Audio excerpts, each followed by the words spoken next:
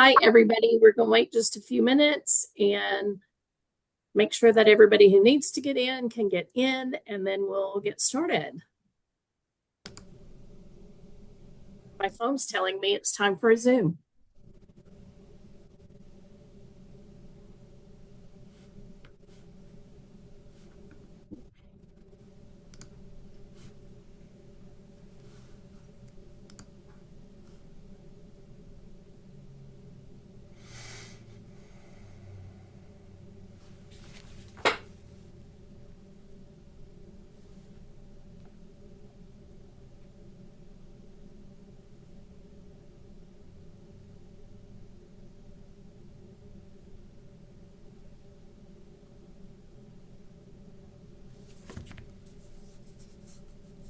We still have lots of people popping in the waiting room.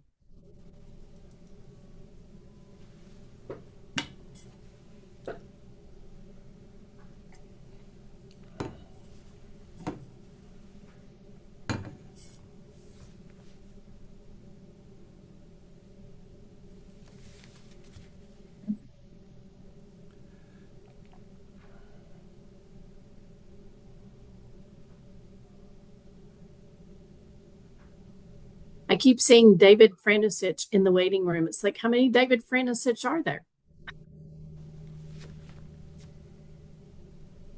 Did he make it in? He must have. Great. I've seen it like 5 times. I think there's 5 Davids. It's a lot of Davids. That's a lot of David. Okay. Looks like people have quit kind of. I mean, there may be a few more, but Holly will take care of that for me. So we'll go ahead and get started. Thank you guys all for being here. This is the group of major SEAD grants for this fiscal year. So these are the teams, and it looks like several of you have a couple of team members on, and we're glad to have the whole team. So glad that you did that and invited the people who work on the grant with you. Some of you have probably gone through this process before. Some of you, this may be the very first time that you've gone through it. So I'm just going to tell you a little bit about how it works. And then we got a little small change that I hope you guys are going to help me out with and accommodate me for on this time. So we do these SEAD grant presentations for a couple of reasons. One of them is we want to see where you are in this process. So you're about halfway, maybe a little more than halfway through this funding cycle of your SEAD grant.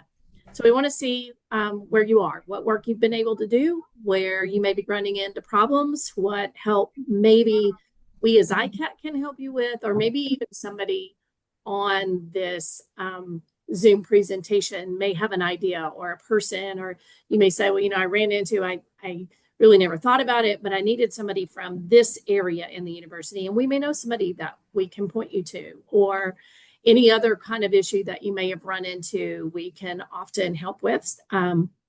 We'll save all the questions for at the end. And then feel free to jot down a question if you have a question for another team, just something that you're like, hey, that was kind of interesting. I want to know what they thought about this. So we generally open it up for questions there. And our team, ICAT team, and our centers teams, lots of those people are on this Zoom as well. So you never know who's in here that might be able to help with something that you're having an issue with. I've created before I move on to kind of how we're going to make this work, I see Tom, you're on here if you want to say a little something. Most of you know Tom. He's one of our interim co-directors at the moment, and he can tell you a little more about how we use these slides sometimes, because we will put them up on your grant page on the ICAT website. Thank you, Melissa. Thanks for putting this together, and thanks everybody for being here today. As Melissa said, this is just a chance mid-year for us to see the progress that you've made on the SEAD grants. As you know, ICAT's one of the 4 investment institutes, so we get funding from the Office of Research and Innovation. We're supposed to give it out to faculty and students, and the SEAD grants is the major way that we do that, no pun intended. And sorry, it's Friday. So anyway, one of the ways we show return on investment is we use some of the imagery and text from your slides as part of our reports to the Office of Research and Innovation and other units around campus. So again, I really appreciate you being here today and looking forward to seeing the progress that you've made. Back to you, Melissa. All right. Thanks, Tom. So the way that I have this set up, if you've been through this before, it's kind of the same in that I took all of your slides that you guys sent to me and I put them in one presentation. So all of you sent 3 slides, and then in between each of your presentations, I have a title slide, and it's literally just the title of your project. It doesn't include your team members or any of that, but that way, you'll know that who's next and who's ready to present next. And I didn't put them in any order, just kind of random, drop them in my presentation. One thing, thanks to Georgia, I'm not sure she's on here. I think she should be, but who was there you go. I see, I just didn't see your name, but I see you're sitting there with Beth.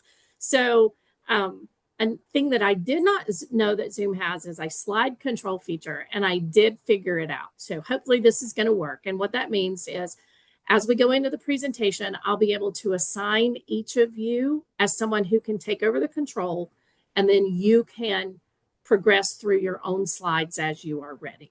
So hopefully this works. Fingers crossed. It's first time trying it. Holly and I played with it a little bit, and we made it work between the 2 of us. So we'll see how it goes. So we'll do that. And just remember, you guys have, we had said 3 slides, 1 minute per slide, allow a little bit of transition time. So we really, really want to keep you guys close to 4 to 5 minutes because there's a lot of you to present. So just keep that in mind as you're presenting. Be respectful of the people behind you that still have to present and for the Q&A time. So with that, I will go ahead and open up the combined PowerPoint and share. And then if you'll give me just a minute to assign, then we will go from there. Let me share my screen. Melissa, please make sure that you're sharing sound as well, so that the slides would play with sound if possible. Yep. Also, could you optimize for video as well? Thanks. Whoever said that, I can't see right now, but those boxes just showed right up, so I should be good. All right.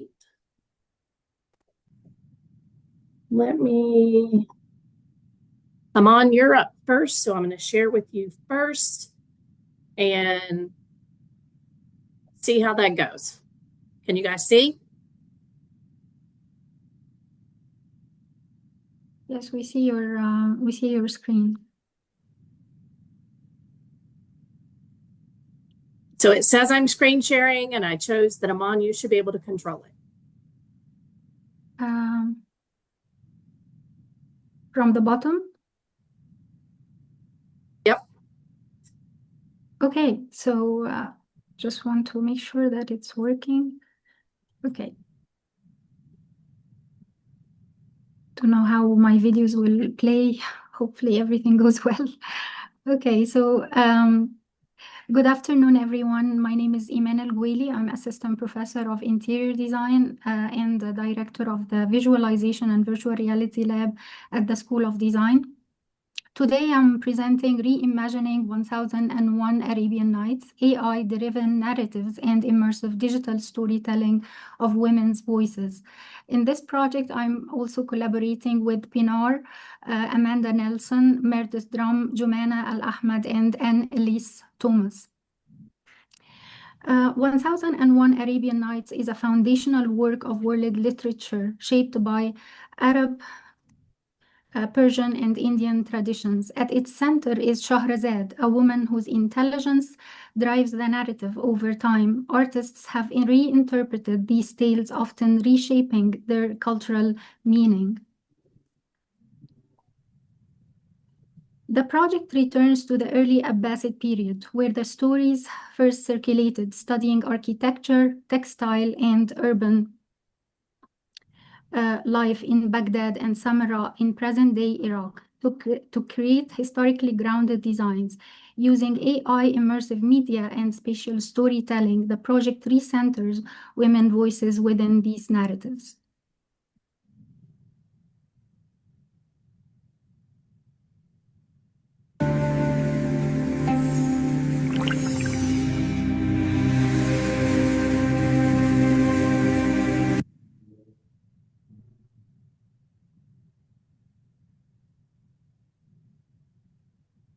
The next phase was narrative development. We selected a story focused on women's resilience and agency rather than male-centered adventure tales. We translated key narrative moments into spatial scenes expressed through architecture, light, movement, and iterative custom designs.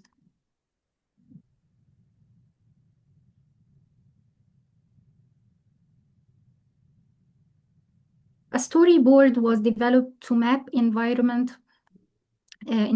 characters, and atmospheres, and now guide both the video workflow and the exhibition scenography.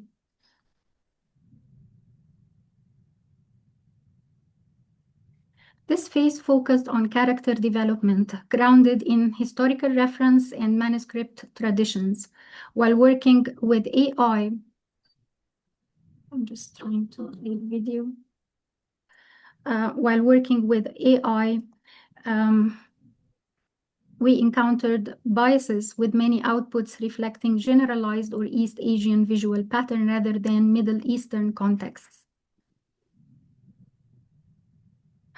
We also developed a layered workflow. Some of the videos are not working in this. Yeah, I'm just trying to play it, but it's not working.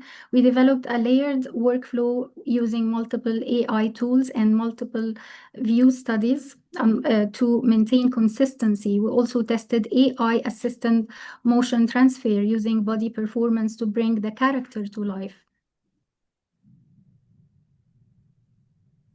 We then focused on consistency between characters and environments. Graduate students served as heroines, providing facial reference to ground the character in real identities. Architectural settings were developed from Abbasid-era research, and multi-shot views were used to refine customs, proportions, and lighting into a cohesive visual world. The next phase will focus on translating the generated media into an immersive exhibition environment, conceived as a symbolic narrative space that can grow and host multiple stories. A key challenge is the rapid pace of AI development, which requires the project to remain flexible and adaptive. Thank you very much. Thank you so much, Iman. So as you can see, demystifying quantum education is next, and you should already have slide control like Iman did.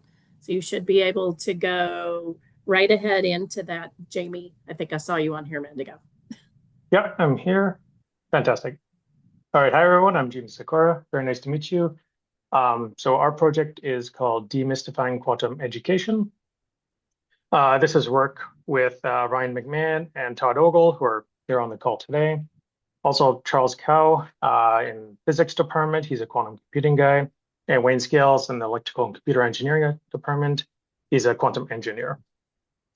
So yeah, the whole idea is that QMIST, which is an app we are developing, this teaches quantum science through clear structured modules that progress from core concepts to topics such as superposition and entanglement, very scary quantum words that we distill into basic concepts.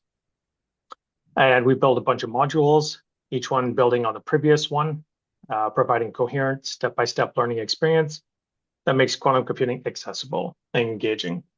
Yeah.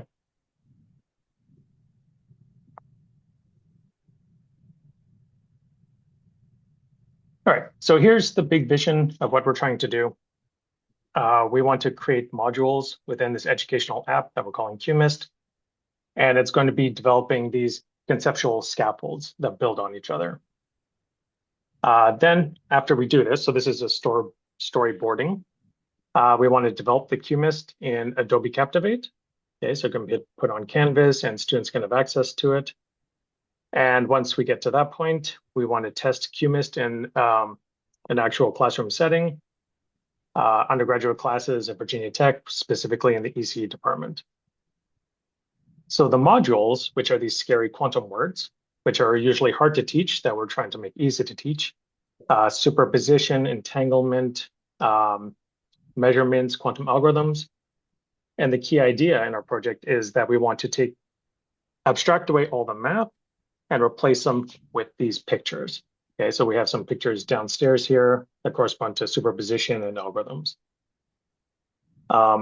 And this is fully rigorous. Even mysterious things like entanglement can be explained in this way. And again, no math, which is a huge roadblock for people getting in. And at the end of the day, students will be able to develop their own quantum algorithms and get quantum advantages that we can't see on regular computers, which is, a super cool thing. Yeah, so that's the 1-minute overview. So where are we now in our project? So we spent most of our time storyboarding, kind of getting it mostly together, figuring out how we're actually going to represent these things, abstracting away the math.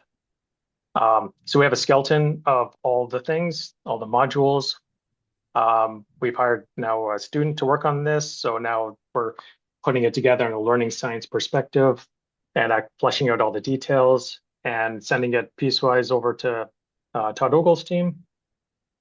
So the app is currently under development, and we are planning on testing it in the classroom at the end of the term. And that's about it. Thank you. Great. Thank you so much, Jamie. You could, yep. So this is our next project, Rooted Design, and this is Georgia and Bastian. Right. Let me see if I can control. Right. Is it? Yes. Okay. There you are. Okay. My name is Georgia. Hi, and I'm a professor in the School of Architecture here at Virginia Tech. Hey, I'm Bus Bargman. I'm an assistant professor in the School of Plant and Environmental Sciences. So this project begins with a simple question. Can architecture be grown rather than assembled? So nature is pretty amazing. In fact, all these plants that you see on the right come actually from one single species, which is a Brassica oleracea. Through selective breeding, the same plant has been reshaped into radically different architecture. Not for structure, but for taste, nutrition, and appearance. What these tell us is essential. Plant growth is not fixed. Geometry, density, branching, are highly malleable. And form is not imposed. It is responsive to external stimuli. And so if we already design plants for what we eat, the question is, can we grow complex architecture? And if we can, what does that imply for architecture, for materiality, and for the future of making? And our project builds on this, and we ask whether we can manipulate growth with magnetic field.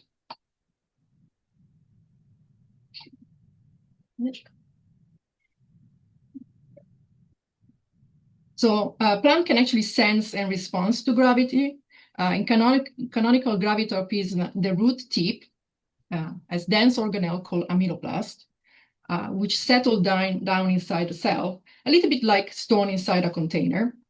And this sedimentation tells the plant which way is down, triggering differentiation, growth, and bending the root along the gravity, like in this video you see on the right. So actually, I think there is no animation, but it's fine.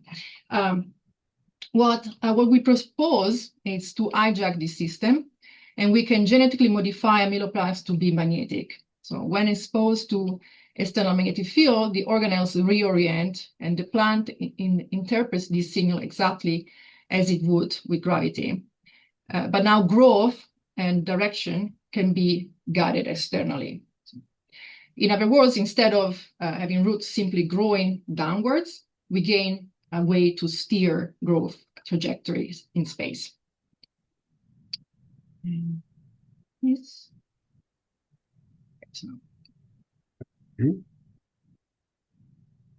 So to make this happen, we're looking for 3 different steps. First of all, we have to be able to express our proteins of interest in the specific cell types we're looking for, right? So right at the root cap of the cell. And to do that, we have to decide on the correct promoter to drive expression there. And we use a reporter gene, in this case, a red fluorescent protein, to make sure we've been successful And so we've generated plants and are observing the expression of the fluorescent protein as we speak. Secondly, the question is, can we get the protein to go to the correct spot within those cells, right? We need it to go to those amyloplasts.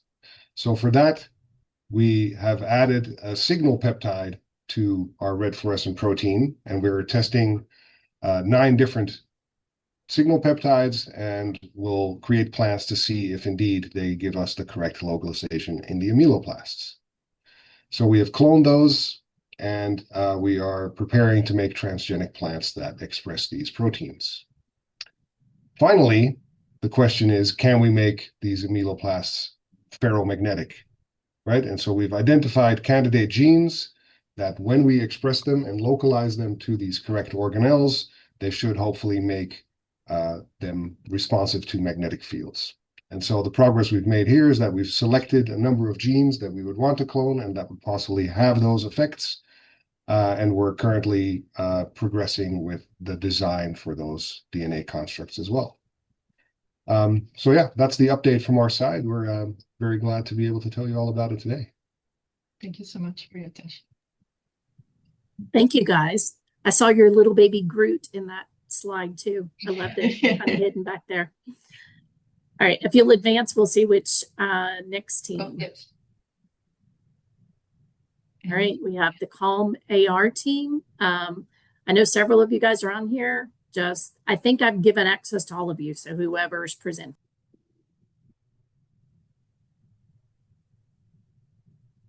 All right. We have a few of us to present, so we just alternate between the 3 of us who are here. All right. So good afternoon, everyone. I'm Ali. I'm a postdoc in the computer science department and a member of the Calm AR team, along with Doug Bowman, Megan D, and Todd Ogle. So, all right. So in this project, we are exploring the design space of Calm AR, which we define as intelligent augmented reality interfaces, which are grounded in Calm technology principles. So AR smart glasses, they are often framed as the next paradigm of computing. They allow always-on interfaces and full integration between the physical and the virtual worlds. But then poorly designed interfaces can distract and overwhelm the users, which ultimately can introduce a lot of safety risks.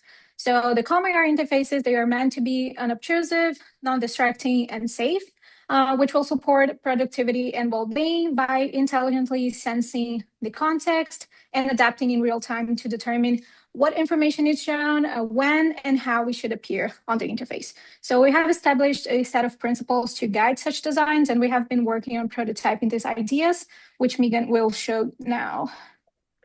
Hi, I'm Megan, and with my advanced visual communication design class last fall, we partnered with Calm AR as sort of our client for the class. And so you're seeing some examples from one team, Morgan, Amber, Jules, and Milana, and you'll see it across our other slides as well. But the project for all of the students began with engagement, meeting directly with the Calm AR team, conducting interviews to gather multiple perspectives, and researching existing products in the market. Students then synthesized that research through affinity diagramming, which became the foundation for developing personas. Each group selected 1 or 2 personas and built user journey maps to envision how people might interact with smart glasses in their everyday life. So those personas and journey maps, there we go, served as a guide, and the students identified specific scenarios to explore, beginning with storyboards and paper prototypes. Those prototypes were tested in physical environments, allowing students to think spatially. What belongs in the world? What anchors to the body? And how does this interaction feel over time? So alongside this research and prototyping, each team also developed a visual interface style and component system to ensure a cohesive, scalable design language. And then all of this really became the foundational layer that the Aries team can build from. And this should be, is it playing? I don't think the video is playing, if there's a possibility to play the video, but this is like one of the student prototypes. And then if it doesn't play, it doesn't matter. We could just go to a better looking slide, and Todd can talk about the Aries lab. Thank you. I can talk over anything. So, hi, I'm Todd. And at this point, we've transitioned to putting the work that Ellie and Megan have told you about into practice. We have an undergraduate student. I have construction happening literally right behind me, so I apologize if you're hearing that. An undergraduate in electrical engineering and in graphic design working together to build 360-degree video-based demonstrations. Those demonstrations are proof of concept to help the viewer understand the 5 different contexts that we imagined people might be using a Calm AR-based system in that incorporate all 12 of the principles that we've developed. And those will make use of contextual awareness, which is another research project that's going on at the same time. And I'm sorry, I'm having a really hard time focusing with the drilling. And basically, it'll just be an opportunity for folks to put on a headset and see a demonstration of what this environment would feel like in wearable AR in the future using these principles. Thank you. Thank you, guys. Looks like we have synchrony and musical performance next. Julia and Kyle, I think I saw both of you on here. Great, yeah. And Susie's with us. Susie's here too, yeah. Oh, hi, Susie. So we'll each do one slide. Hi, I'm Dr. Julia Basso, a neuroscientist and assistant professor in the Department of Human Nutrition, Foods, and Exercise. We're studying interbrain synchrony, which is the coherence of brain rhythms between 2 people, to see how hybrid electronic musicians synchronize while playing together. 2 performers, saxophone and voice, will improvise across 3 conditions, both using electronic effects. Then sax goes acoustic while voice stays electronic. Finally, both completely acoustic. We're also testing structured versus free improvisation, 6 conditions in total. So we're collecting 3 synchronized data streams simultaneously. 1, brain activity through electroencephalography or EEG, music performance audio, and time-stamped improvisation prompts. And this will let us track how their brains, music, and creative choice interact from electronic to hybrid to acoustic performance. And our hypothesis is that once neural coupling is established through shared electronic groove grid, that it will persist even when that groove grid is removed.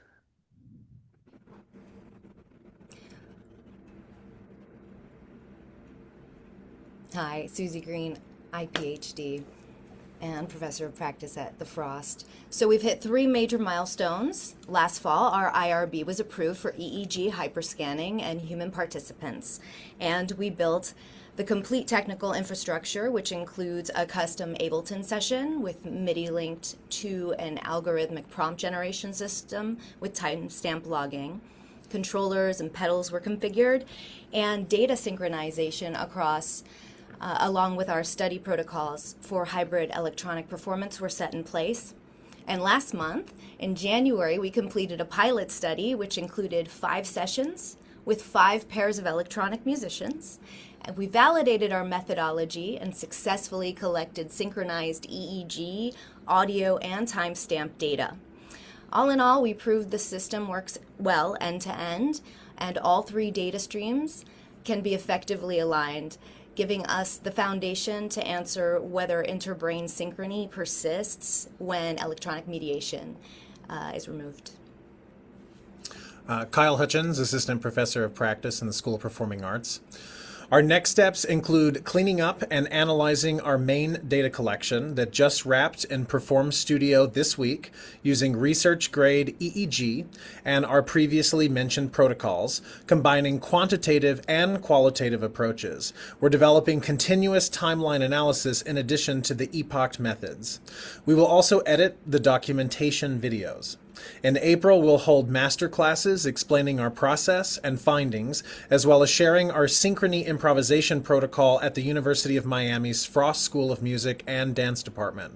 On April 3rd, we will have a public performance at University of Miami during the Miami Week After Party Festival, at the Miami Music Week After Party Festival at the Ninth Center, demonstrating both the artistic and scientific dimensions while performing along with our electronic musicians from our pilot study. This will be streamed as well as filmed. Thank you. Thank you guys so much. So as you can see, the next team is Responsive Soundspace. Sita? Yeah, good afternoon, everyone. Our project, let me see if I can. Okay, yeah. Our project is called Responsive Soundspace, and our team includes Ala, Charles, and Megan in this meeting. This project explores how we can dynamically adjust the acoustic environment through a transformable wall system. So in short words, the wall, we developed a wall system that can change its shape, and in this way, it can dynamically adjust, can reflect or diffuse the sound with different frequency. In this way, we can dynamically change the acoustic environment rather than we treating acoustic environment as something fixed by the building materials. And in addition to the physical prototype, we also this work gonna also work together with customized music and also projection content developed by our team members. So in this way, we are not only to enhance the acoustic performance, but also try to deliver a cohesive spatial experience that the sound, the light, and also the form gonna operate together. And in addition to research publications, this project would also deliver a series of exhibitions. So the left image over here shows a concept, like a rendering of the intended installation we are trying to do. And this page shows the current progress we have. So you can see on the left side of the upper row, it shows the two technical prototypes developed by our team members. The upper side is a sound diffuser, and then the lower side is the shape-changing interface. And then based on these two prototypes, we developed a full-size wall modules. And so you can see the front and the rear view of this wall module. It shows you the form and also the mechanical system over there. In total, the final installation gonna include 4 modules of these wall modules, and we already fabricated 2 of them, and we have done the technical validations, and everything works pretty well. In addition to the physical wall, we also did several rounds of iterations on the projection content. So you can see on the lower side, it shows the iteration process of our design studies. And then this slide shows this project in motion. So the left side shows the a concept design of our projection, of our dynamic projection. In this way, you can see the projection gonna react to the music content. And on the right side, you can see is the video of this wall module in a mechanical actuation test. So after several rounds of calibration, right now the system runs pretty smooth. So for the issues we are currently addressing, first issue we are currently addressing is the noise issue. So because this one needs a heavy motor to trigger this whole system, so there's some motor resonance issue over here. So our next step is to introduce a buffer layer to reduce the vibration of the whole system, and also to separate the motor from this like wall frame.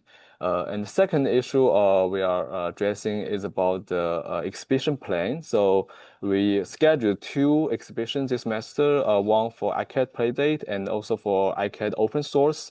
Is in May. And in addition to that, we also contacted the Institute of Advanced Computing for exhibition using their Immersive Innovation Lab. And then we heard back from them that this lab is gonna do some equipment installation in the following months. So there's some like confliction over there. So And also considering we already like scheduled 2 exhibitions this semester, so we are thinking to postpone like this exhibition in the Institute of Advanced Computing next semester. However, we know the grant is going to end at the end of this May, so we are wondering if there's a way we can extend the grant timeline. So in this way, we can support the exhibition. Thank you.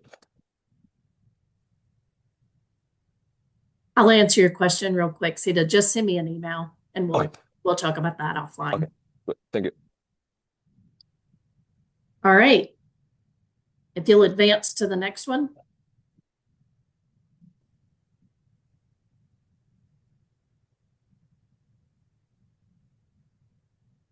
All right. We have flying squirrels. Jake? Hi, everyone. I'm Jake Soha. My collaborators are Nicola Bade in math, Shane Ross in AOE, and Pranav Khandelwal, who is a postdoc with us and is now in physics at Claremont McKenna. So we are interested in animal locomotion, in particular different forms of locomotion like gliding, like you can see that flying squirrel up there on the right. So a major question is, if you're able to do something like gliding, can the gliding squirrel do everything that a regular squirrel can do and more? Or does it pay a price? Are there trade-offs for evolving this ability to glide? And we're interested in this question in a broader context of habitat loss. So as you fragment the forest, does having the ability to glide, does that make it better or does it make it worse? And it's not obvious. And I will say that we have been developing our ideas, and thanks to the SEAD grant, we've already sent in a proposal that didn't get funded, but we're going to keep building and trying again here. Okay. So, and just to remind you what a flying squirrel does. Oh, my video did not play. Oh, there it is. Let's see if that plays. Okay, you've all heard of flying squirrels, but just to remind you, they're pretty awesome creatures. They jump off of trees. They spread out a skin patagium and they glide through the air. And you can see one there kind of modulating its arm there that affects how it glides through the air. Okay, so what we are trying to do is take flying squirrels into the cube and have them glide and record their glide performance. And we want to take advantage of the cube's ability to project onto the walls so that we can change the virtual environment for the flying squirrel and see how that affects its locomotion. Now, ultimately, what we want to do in the long term is we want to be able to understand what the squirrels are doing in the wild. But to do that, we have to put sensors on the animal. And as part of that, then we have to test the animals with the sensor in the cube in order to understand what their motions mean in terms of the signals that are produced on that sensor. So that's the big first part of this project. So telling you some things that we have been doing. So a key to this is animals. We've been searching in the local area. We've also been out to Fort Pickett near Richmond several times because they have this large array of boxes where flying squirrels sometimes take up homes there. So we were hoping to find them there, but we were having some bad luck. And recently we have shifted over into using sugar gliders as our model instead, because they're about the same size, and people who own them as pets, we should be able to work on them actually a little bit more easily than the flying squirrels. We've also been testing out our sensors. So here our sensor is mounted on this board model, which is effectively like a large seed that rotates and then can glide through the air. So we've been making recordings there and tracking the trajectory kinematics to try to understand that mapping between the signal and the movement. So this is ultimately the same thing that we want to use for the sugar gliders or the squirrels. And that's it. Thank you. Thank you so much, Jake. So that brings us to the end of the presentations that we have. I want to thank you all for being here. So I want to first let you guys know that we did record this and we'll continue to record through the Q&A. That'll be up online at some point. Dylan will work on doing that. And your individual presentations will be online on your grant page. So look for those in the coming days and we'll get that up. So now I want to open it up for questions. If you have questions I'll go ahead and stop sharing my screen, but if you have questions for anybody else on another team or a suggestion or just this usually turns out to be a really good time for people to just communicate with each other. So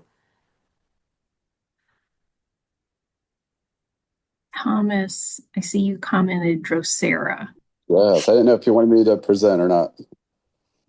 We're happy for you to present. I didn't want to put you on the spot. Are you prepared? I can share your screen. Yeah, Dung Soo is ready to. He's on the other end. Okay. I'm on an iPhone. Do you have my slides, or I can just talk freehand? That's fine because I didn't receive your slides. So. Oh, I sent them. Okay. Well, anyways, it's a Drosera Obscura project. This was a collaborative project with Dung Soo, Che, Ariana Wyatt, Brooke Kennedy, Tom Judson from University of Washington, also Matthew Swartz from Georgia Tech. We're all the way to the midway point of this. We had an exhibition or performance in the ICAT Cube back in October. It was quite successful. We were able to get 3 animatronic robots working in real time using Unreal Game Engine. We had 6 live singers that brought them to life, did a dancing coordination and also singing with the bots. We are at the halfway point. We're in pretty good shape. We are starting to work with McGill. This was a McGill and ICAT grant. And so the second half of this project will be taking 5 bots all the way up to McGill in the fall of 2026 and performing there. So we're excited about that. And then we are also have other satellite animatronics that will be playing at the same time. One is at University of Galway in Ireland.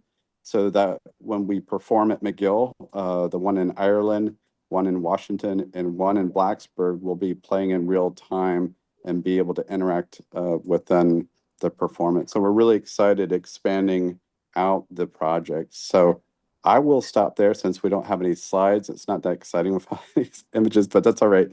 We'll let Dung Soo talk a little bit about the processes that we are doing now to upgrade motors and boards. Thank you. Thomas, if I can interrupt, I've got your video up that you shared last month. Would you want me to share that? Yeah. Okay. Yeah, you can have it run while Dung Soo's talking. Yeah, let me do that. Yeah, thank you.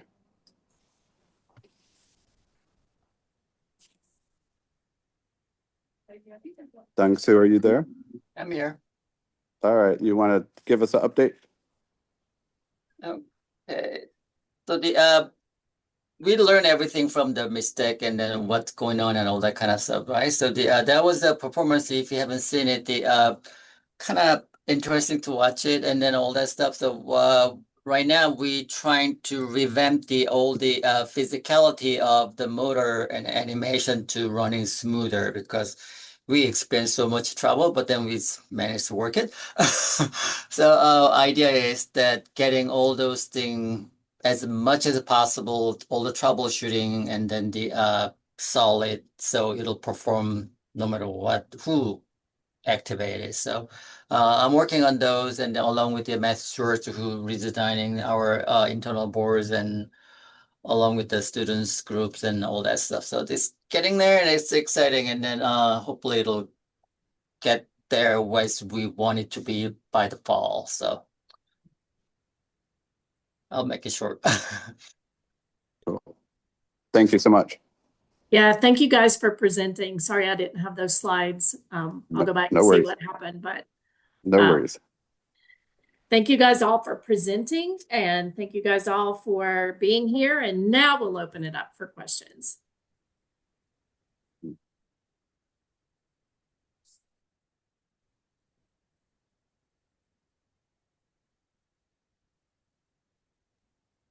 Anybody have a burning question for one of the other teams? Todd? I Yeah, have you a guys question. just pop. I have a question for Thomas. What are you thinking about as far as like building in locomotion for your robots? Is that something on your roadmap? Is that something you're wanting to do, or? Oh, you mean moving around the space? Yeah. Yeah, was definitely interested in doing that. It was just another added component to the animatronic to make that work. And so we cheated. So we use humans. Humans are really good at making things move around and also interaction with audience members. So we do want a little bit of a hybrid of human and computer animatronics to interface with humans. So yeah, we're definitely thinking about that. I'm intrigued what you're doing also with movable objects, kind of like a Roomba esque robotics. So that's definitely in the future.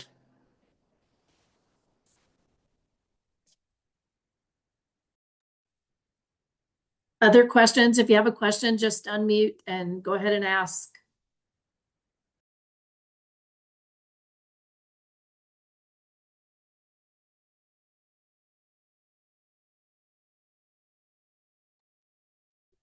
I have Tom and I are in the room and there was a big echo. I have a question for Iman. Is Iman still here? I think she had to drop off, but maybe there's one of her students and other team members. I can answer for Iman. I can also answer.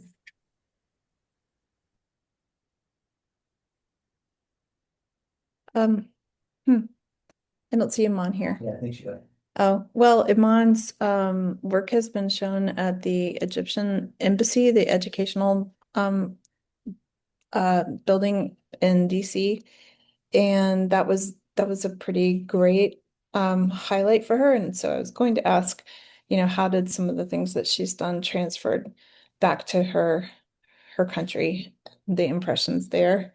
But since I have the mic, I might also ask some of you who have presented your work outside of Blacksburg, how you see that. What are the I'm sure there's lots of benefits, but what were some of the challenges in doing that, and would you plan differently if you were starting over again? So we do have Josh and Jumana here from Iman's project, and I just wanted to see if they wanted to weigh in on that question before we let anybody else jump in. Oh, thanks, Holly. Sorry I missed that.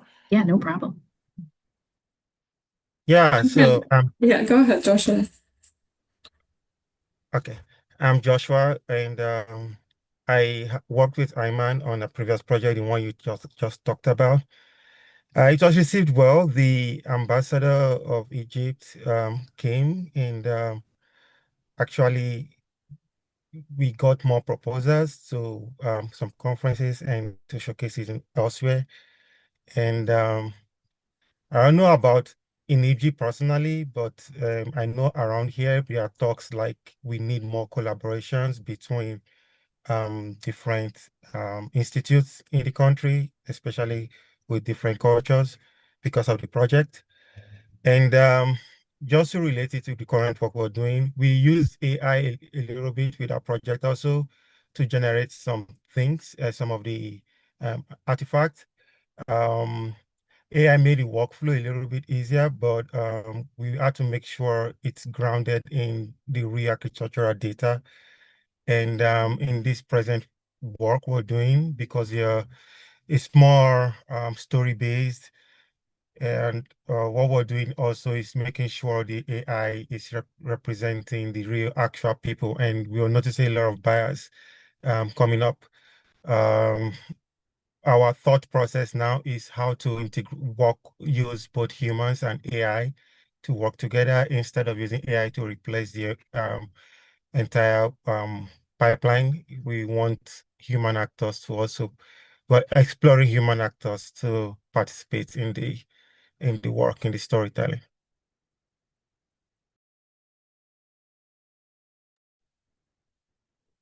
Thank you, Joshua. Did anybody else want to pipe in to kind of answer Lisa's follow-on question?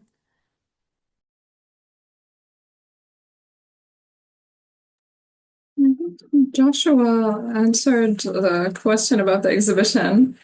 The project itself, there was research done, historical research done about the Abbasid era where the story took place in Baghdad.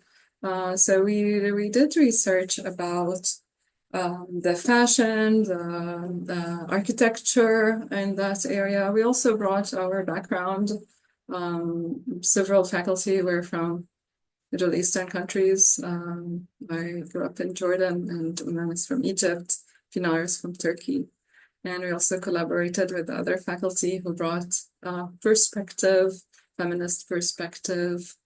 About Amanda is here, she can add to it. So we tried to cover multiple aspects and place it in the historical context. Great, thanks to both of you. You're welcome.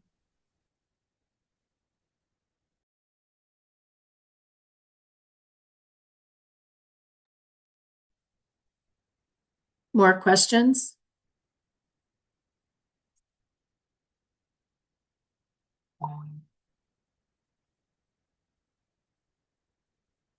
You guys are a really quiet group.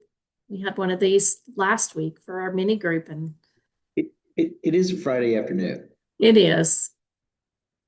And finally, there's sunshine outside, although it's not terribly warm.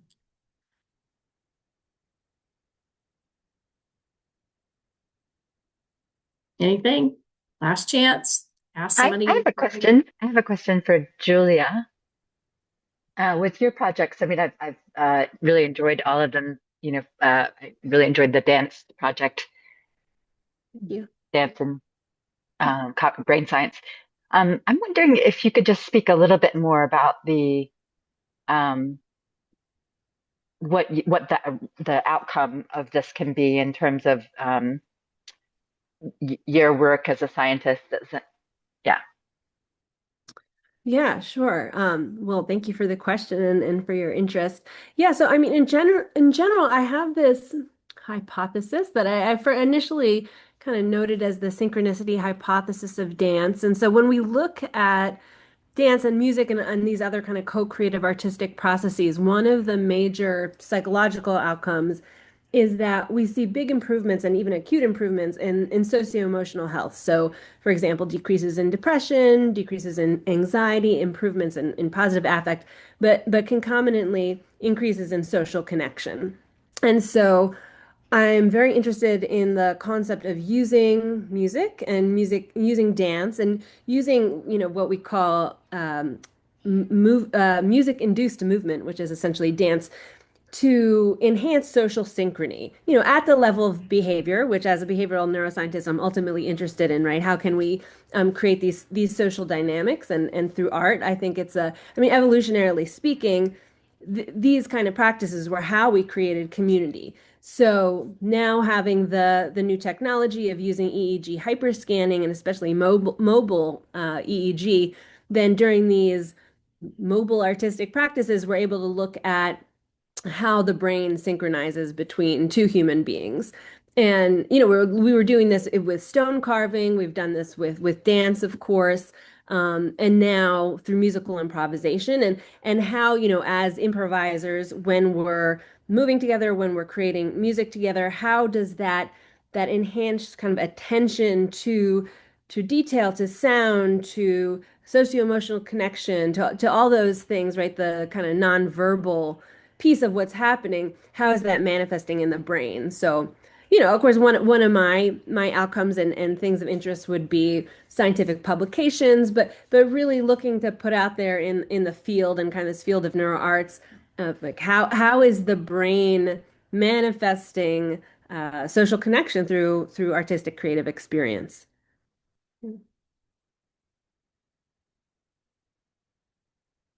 Yeah. Thanks, Julia. Yeah.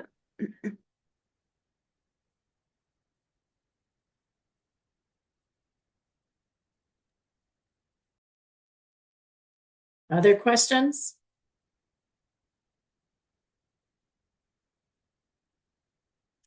Okay, I want to thank you again all for being here, presenters, other team members, and those who are just interested in the work that we are funding. There's a little bit of all of those groups on this, so we appreciate you taking the time on a Friday afternoon to present. And like I said, those of you that are part of a team, you'll see those slides up and we'll have this whole presentation recorded and available should you want to point people to it as you talk about your project or your work that you're doing. You'll be able to point them to your page on the ICAT website. So thank you all, and have a good weekend.